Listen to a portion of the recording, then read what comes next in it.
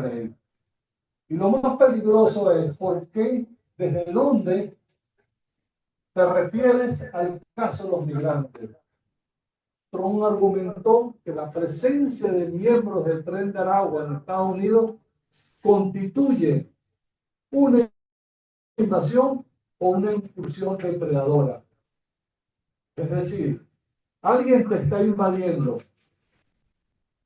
alguien tiene un complot internacional en contra de la seguridad de los Estados Unidos. Todavía no ha dado el paso de declarar a Venezuela en un país en guerra con los Estados Unidos. Pero hace la analogía que la población migrante invadió a los Estados Unidos para causar daños a la seguridad nacional. Ahora, ¿cómo lo invadió? Teóricamente, en una estructura criminal. Y uno dice, ¿dónde se conformó la estructura criminal? O si todos forman parte de la estructura criminal. Si todos forman parte de la estructura criminal, yo no hago, por eso es lo que decía el defensor, yo no hago elementos particulares. No sé cómo se llama eso en el derecho cuando yo generalizo un comportamiento social a un comportamiento jurídico para aplicar una ley. Ahora, yo quisiera, sería interesante preguntarse qué está pensando el pueblo norteamericano en estos momentos. Y pudiésemos ir un poco más allá. ¿Qué están pensando los pueblos donde hay migrantes venezolanos en estos momentos? Si allá invadieron, si allá son una estructura criminal del Tren de Aragua, ellos se preguntarán, no es solamente allá, es en todos los países donde haya migrantes. Tú tipificas la presencia y la generalizas un comportamiento social y jurídico. ¿A qué suena eso? ¿A qué nos lleva eso? ¿A qué comportamiento y similitud nos lleva eso? El tiempo del fascismo.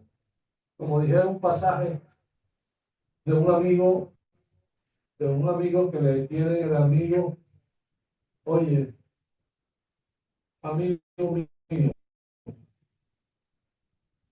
pero qué lástima que era judío. Amigo mío el venezolano, pero qué lástima que era venezolano. Tú estigmatizas a una población, la refieres a un hecho de comportamiento social,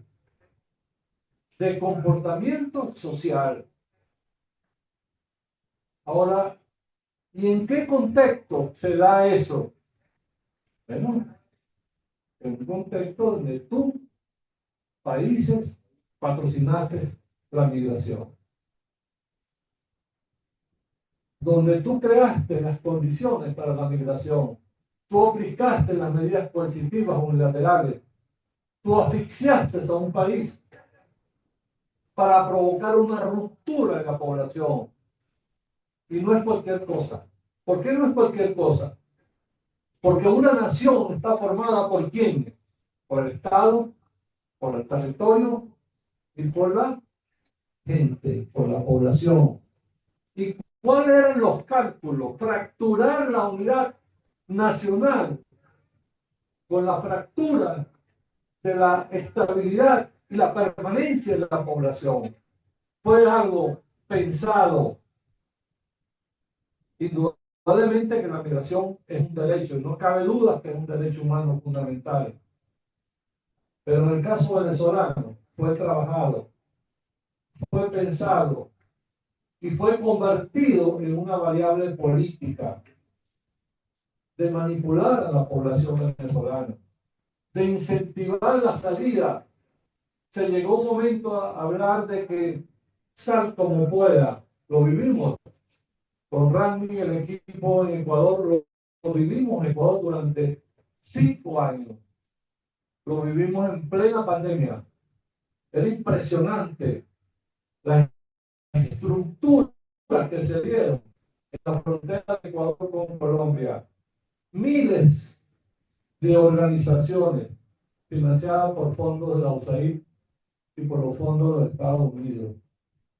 ¿Para qué? Para que se hiciera atractiva la migración en las circunstancias que estuvimos viviendo 2017, 2018 y 2019. Porque tú asfixiaste la economía y tú le dijiste después a la población, sal que yo te apoyo, sal que está el hotel listo. ¿Cuántos promotores en todo el corredor que iba desde Colombia, Ecuador, Perú? Toda una organización. En la frontera de Ecuador con Colombia no había menos de 100 organizaciones. Crearon una ciudad ficticia para recibir a los venezolanos. Eso no se había dado nunca, ni siquiera con los propios ecuatorianos que tienen una cultura migratoria fuerte, producto de la situación que se ha vivido. Por lo tanto, tú provocaste una circunstancia, creaste la imagen que está instalada de paso, porque la imagen no se ha ido. La imagen que tú solucionas los problemas está con la migración. Por ahí la complejidad de la situación. Esta violación tan vulgar, tan cruda, que no tiene precedente, no es nueva. Esa es una situación que viven los venezolanos, de mayor o menor medida. Te secuestran los pasaportes, cuando tú reclamas te votan porque ya no cumplen las condiciones, no quieren pagarte los salarios, te someten a situaciones de semi-esclavitud. Hay una violencia sexual permanente contra las mujeres.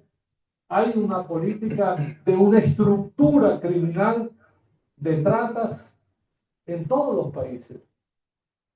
Hay una situación de descomposición social fuerte en los privados de libertad.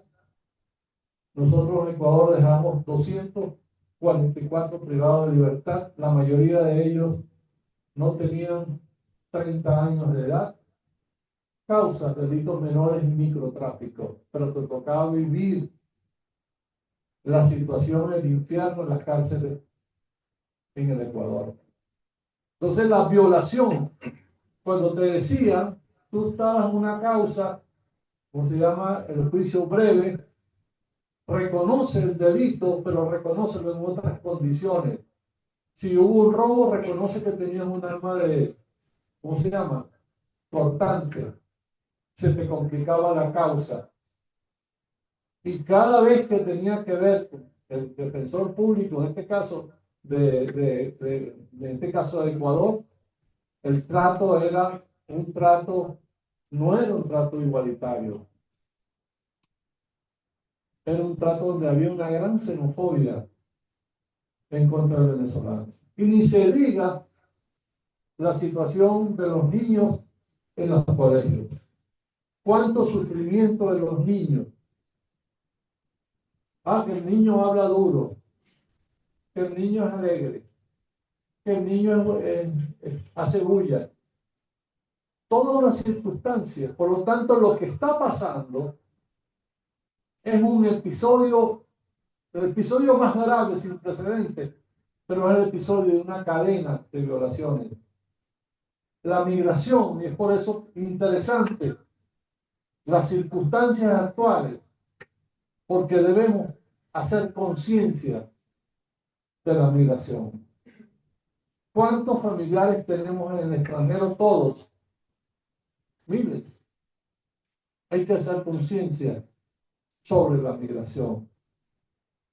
Y un elemento fundamental que tenemos que hacer es la unidad. La migración nos separó. la migración, alejaste a miles de personas del país. Hay una cosa fundamental en esta dinámica, que es lo peor que puede pasar, es el sentido de pertenencia a un país, a una nación y a un modelo político. Fuiste al corazón para romper el sentido de pertenencia. Yo decía, y lo sigo reflexionando desde el punto de vista teórico, se nos pueden perder una, dos generaciones en ese proceso de ruptura del sentido de pertenencia, del sentido de identidad.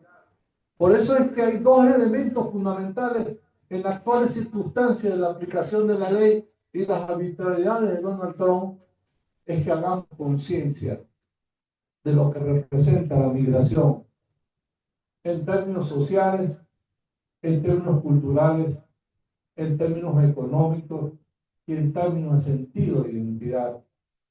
Tenemos que ir a la unidad. A ustedes les va a tocar una gran tarea. Igualmente a los compañeros que están conectados al servicio exterior, me informa que está Serbia, Cuba, República de Corea y Reino Unido están conectados y vamos a ir siguiendo conectando. ¿Por qué? Porque en este caso, igual que ustedes, el servicio exterior tiene que dar un proceso de orientación, de acompañamiento jurídico, del procesamiento de los casos, en esa dinámica de construcción de unidad, porque esto es una política de Estado, y así lo definió el presidente Nicolás Maduro. Cuando es una política de Estado en atención al migrante en sus diferentes formas, ya sea desde el punto de vista jurídico, ya sea desde el punto de vista educativo, social, de laboral cuando retorna, o desde el punto de vista del acompañamiento del migrante en el extranjero. Cuando tú registras un niño, tú tienes que sentir que estás llegando a ser venezolano. Y es una política de orientación que tienen que dar los consulados y las embajadas. Es decir, ahí es la búsqueda, lo que hemos llamado nosotros la creación del sistema de relaciones para romper el aislamiento. Y le quiero decir a ustedes y a los compañeros que me están escuchando, ese aislamiento fue pensado y fue planificado.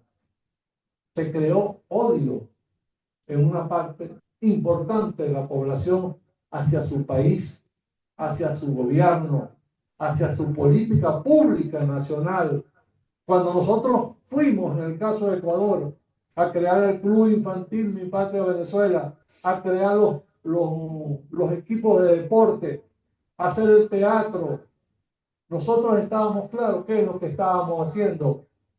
Estábamos creando un espacio de cercanía que se había perdido, porque no querían ni siquiera hablar con nosotros, ni siquiera querían ir a las embajadas y a los consulados para la atención regular y normal de un consulado. Y cuando iban cargados de energía negativa, y en la medida en que fuimos hablando, cuando estoy sacando el pasaporte, o cuando te doy un trámite determinado con los niños, que fuimos conversando con ellos, que nosotros no somos enemigos de ellos, que nosotros somos el Estado venezolano y que nosotros estamos dados para la atención del venezolano, independientemente, lo decíamos, independientemente de su posición política, pero el trabajo lo hicieron y nos veían como personas contrarias a ellos y nos decían que no querían parecerse a nosotros. Cuando hicimos el trabajo con los niños, los padres iban a hablar con nosotros para saber qué es lo que le íbamos a decir a los niños. Era un club infantil Mi Patria Venezuela, para la cultura, para el teatro. Ya la tercera vez cuando iban los padres a los talleres de inducción era que se convencían y nos declaraban que ellos fueron porque los niños no tenían otro espacio para ir, pero ellos tenían miedo de que hicieran la relación con nosotros. Esas son las circunstancias. y esas circunstancias están presentes. Lamentable lo que está pasando. De verdad, tenemos que fortalecer nuestra estructura internacional en circunstancias difíciles, porque en algunos países no tenemos representación diplomática. Cuando hablamos con México, México tiene 48 millones de migrantes en los Estados Unidos. Tiene una red de atención diversa, amplia, de cientos de consulados, pero tiene un elemento fundamental que debemos aprender de las buenas prácticas. Es que para México el elemento fundamental de la atención del migrante es el sentido cultural de identidad. Donde estés, no debes perder la identidad de ser venezolano. Y ese es el trabajo fundamental que debemos hacer en estos momentos, con el corazón abierto, como decía nuestro presidente, y hay una parte fundamental que lo decía en una frase que creo que lo recogemos, que reúne y sintetiza. El presidente decía: no puede ser que una persona por ser venezolano sea capturado, secuestrado, sin derecho a la defensa, sin derecho al debido proceso, sin condena, sea metido en un campo de concentración en Estados Unidos y sea enviado a campos de concentración nazi en El Salvador. Estas son las circunstancias que estamos viviendo. Por lo tanto, hay que ir con toda nuestra capacidad del Estado a encontrarnos con nuestros hermanos. Pero hay que hacer la reflexión. Hay que socializar la reflexión de lo que nos ha pasado y lo que nos puede pasar. Decía un taller que estamos preparando ahora, un taller de investigación académica, le pusimos un nombre. No migrar es un derecho. Así como migrar es un derecho, no migrar también es un derecho. Vamos a la conciencia que la salida no está para los jóvenes en migrar.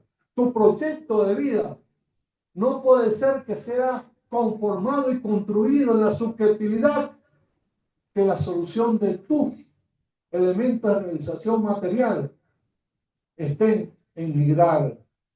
No puede ser. ¿Y por qué no migrar es un derecho? Porque tú tienes derecho a permanecer en tu país. Tu país tiene que brindarte las condiciones. Hay que construir las condiciones con los jóvenes. Se ha hecho un gran trabajo. Se está haciendo un gran trabajo. Hay que profundizar el trabajo con los jóvenes. En primera instancia, en el diálogo, en el encuentro, en la comunicación, en el decir. ¿Cómo interpretas, por ejemplo, estas circunstancias? ¿Cómo te proyectas en tu país? Con las universidades hay que hacer un trabajo, y yo creo que en este caso la Defensoría Pública, la Defensoría del Pueblo, hay un trabajo. No puede ser que algunas universidades sigan ofreciendo un sistema de ferias de empleo donde el elemento fundamental es para que el joven se vaya. No puede ser. Y hay que abrir unas conversaciones con ellos. No puedes seguir promocionando en tus jóvenes que están estudiando, que están a mitad de carrera, diciéndole: tú te puedes becar y te puedes ir. Hay empleo en el extranjero. No es que la gente no tenga el derecho, tiene el derecho. Pero primero hay que mirar el país, tienes que valorarte en el país y tienes que valorarte en las oportunidades del país. Por lo tanto, no puede ser que yo esté en la carrera de economía y esté proyectando el comportamiento de la economía global diciendo: esa economía nacional no va a tener posibilidades de salida. La salida está allá, donde no se manejan las realidades. Qué bueno, no sé si ustedes han visto la política del gobierno español. Ya no hayan que inventar para llevarse a los jóvenes de todo el mundo. Llevarse que el omito, por dos circunstancias. necesita una mano de obra calificada. Necesitan a los jóvenes formados por dos situaciones. Por la situación demográfica, hay una caída sustancial en la pirámide demográfica. Y eso tiene una serie de implicaciones en la sustentabilidad del sistema de seguridad social. ¿Por qué? Porque es mayor el número de los que reciben de los que aportan. Y los aportantes están cayendo históricamente por un problema de envejecimiento de la población. Ellos necesitan jóvenes. ¿Jóvenes cómo? Jóvenes aportantes.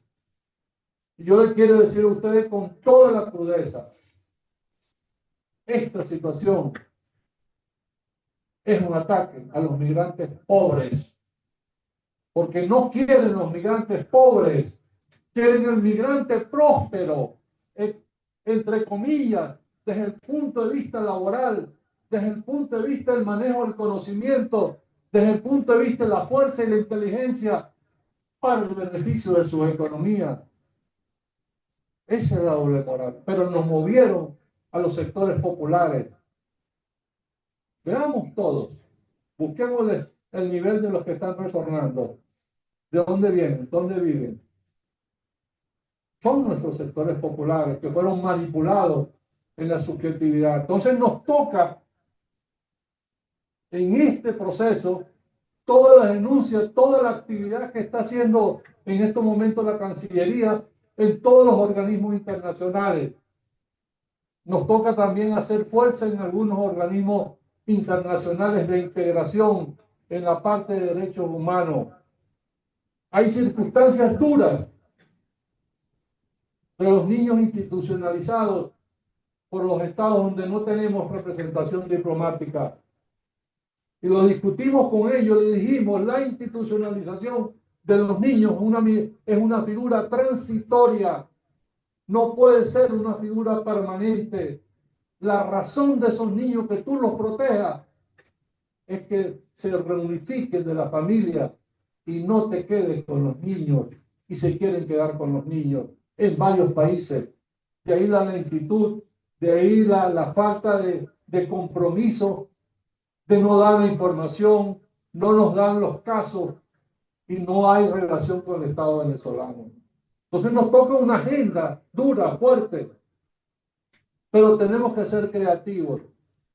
Es más, yo pensaría, señor defensor, que podamos hacer una reunión mundial de organizaciones en defensa de los derechos humanos para llevar estos casos, para crear sinergia en términos de necesitamos mover la estructura internacional de defensa de los derechos humanos, de lo que está pasando y de lo que va a pasar, porque esta situación lamentablemente no se va a quedar ahí. Hay una reacción en cadena, me lo decía una amiga de Europa. Empezamos a sentir en Europa lo que está pasando en los Estados Unidos. Por lo tanto, es un momento crucial, es un momento de la acción, es un momento de la conciencia, es un momento de lo educativo. Tal como empecé, lo que no se conoce no se puede defender. No es cualquier cosa la aplicación de esta ley tan aberrante, sin circunstancias y sin precedente en esta razón, una ley para la guerra, no para tratar a una población civil. Y no puedes hacer símil. Se creó, uno dice, ¿y cómo el cuento? El organismo con mayor estructura de seguridad en el mundo, con el aparato de inteligencia más fuerte del mundo. No hay comunicación que ellos no tengan registro. No hay comportamiento social en los Estados Unidos que no tenga un mecanismo de inteligencia. ¿Y cómo es que una estructura en el Tren de Aragua esté poniendo en peligro la seguridad nacional de los Estados Unidos? Por favor. Y lo lamentable de esto es que algunos dirigentes políticos de oposición dicen, qué bueno, qué cosa tan acertada aplicar la ley y llevarse la gente a El Salvador. Ahí están las declaraciones de la señora María Corina. Qué irresponsabilidad, qué falta de sentido nacional de una persona que es capaz de llegar a esos límites. Eso no lo cree nadie. El Tren de Aragua es una creación, es una creación de un falso relato. Falso relato, eso no quiere decir que no haya estructuras delincuenciales, como hay en todas. La problemática del crimen organizado transnacional es una obligatoriamente para poder acreditar. Entonces, en el programa.